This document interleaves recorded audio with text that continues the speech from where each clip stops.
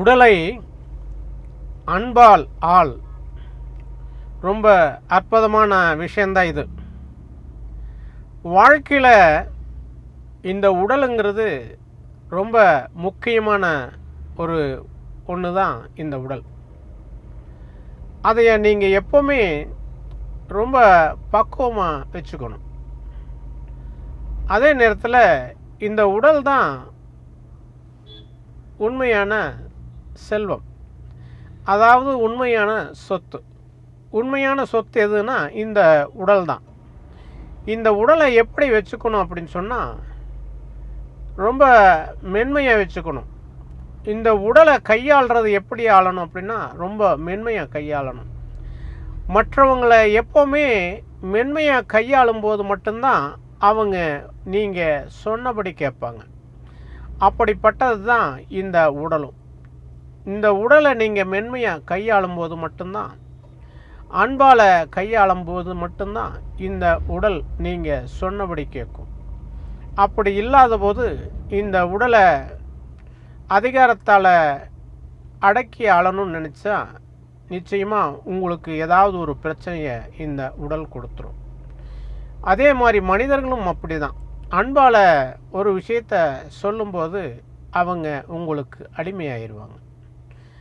இல்லை அதிகாரம் பண்ணும்போது நீங்கள் சொல்லக்கூடிய வார்த்தைக்கு மதிப்பில்லாமல் போயிடும். உங்களை மதிக்கவும் மாட்டாங்க. அப்படிப்பட்டது தான் இந்த உடலும். உடலை நீங்கள் அன்பால் தான் ஆளணும். அப்படி இல்லாத போது பலவிதமான பிரச்சனைகள் உங்கள் உடலுக்கு நீங்களே எதிரியாக மாறிடுவீங்க. ஏன்னு கேட்டால், உணவும் சரி உடலும் சரி எப்பொழுதுமே சீராக இருக்கணும். உடற்பயிற்சி செய்கிறங்கிற மாதிரி நீங்கள் கடினமான உடற்பயிற்சி செஞ்சீங்கன்னா இந்த உடலில் பலவிதமான நோய்கள் ஏற்படக்கூடிய வாய்ப்பு இருக்குது. உடற்பயிற்சி எப்படிங்கிறது எப்படி இருக்கணும்னா மென்மையாக இருக்கணும். இந்த உடல் மென்மையானது தான், இந்த மனதும் மென்மையானது தான். ஆகையால் உடல் பயிற்சி அப்படிங்கிறது ரொம்ப மென்மையானதாக அன்றாடம் போர் அடிக்காமல் இருக்கக்கூடிய உடற்பயிற்சியை நீங்கள் செய்யணும். மனசுக்கு இதமான உடற்பயிற்சியை செய்யணும். அதே நேரத்தில் உடலுக்கும் இதமான உடற்பயிற்சியை செய்யக்கூடிய சூழ்நிலைகளை நீங்கள் உருவாக்கணும். அது இல்லாமல் உடலுக்கு ரொம்ப கடுமையான உடற்பயிற்சியை நீங்கள் கொடுக்கும்போது உங்களுக்கு பலவிதமான பிரச்சனைகள் மட்டுமல்ல, உங்களுடைய மனசும் எப்போவுமே ஃப்ரீயாக இருக்காது, ரிலாக்ஸாக இருக்காது, மகிழ்ச்சியாக இருக்காதுங்கிறது தான் உண்மை. உடல் அப்படிங்கிறது இந்த உலகத்தில் ஒவ்வொரு மனிதனுக்கும் இறைவன் கொடுத்தது.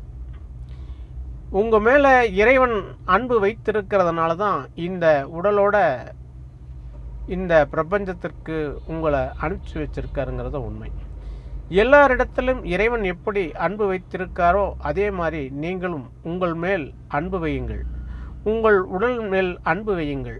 அன்பு செலுத்துங்கள். உங்கள் உடலை பக்குவமாக மாற்ற, உங்களுடைய உடல் பக்குவமாக இருக்க வேண்டுமென்றால் நீங்கள் அன்போடு அதை கையாள வேண்டும். எல்லோரும் வாழ்க்கையில் உடற்பயிற்சி என்ற ஒரு விஷயத்திற்குள் இருக்கிறார்கள். அந்த உடற்பயிற்சி எப்படி இருக்க வேண்டும் என்றால் ரொம்ப கடுமையானதாக இருக்கக்கூடாது. அப்படி இருந்தால் பிற்காலத்தில் உங்களுக்கு உடலில் பலவிதமான பிரச்சனைகள் ஏற்படும் என்பதுதான் உண்மை. உடலுக்கு ஆரோக்கியமான உணவை கொடுக்க வேண்டும். ஆனால் அந்த உணவுக்கு மேலே உடலுக்கு உடல் பயிற்சி கொடுத்தால் உடலில் பலவிதமான பிரச்சனைகள் பிற்காலத்தில் ஏற்படக்கூடும். அப்பொழுது நீங்கள் மகிழ்ச்சியாக இருக்க முடியாது என்பதுதான் உண்மை. மனிதர்களை எப்படி அன்பாக ஆள வேண்டும் என்று ஒரு கோட்பாடு இருக்கிறதோ அப்படித்தான் இந்த உடலையும் அன்பாலத்தான் இயக்க முடியும் என்பதுதான் உண்மை. ஆகையால் நீங்கள் எப்பொழுதும் உடல் மீது அன்பு செலுத்துங்கள். அந்த அன்பின் வழியே பயணம் செய்யுங்கள். உங்களுடைய வாழ்க்கை சிறப்பாக இருக்கும் என்பதுதான் உண்மை. நன்றி.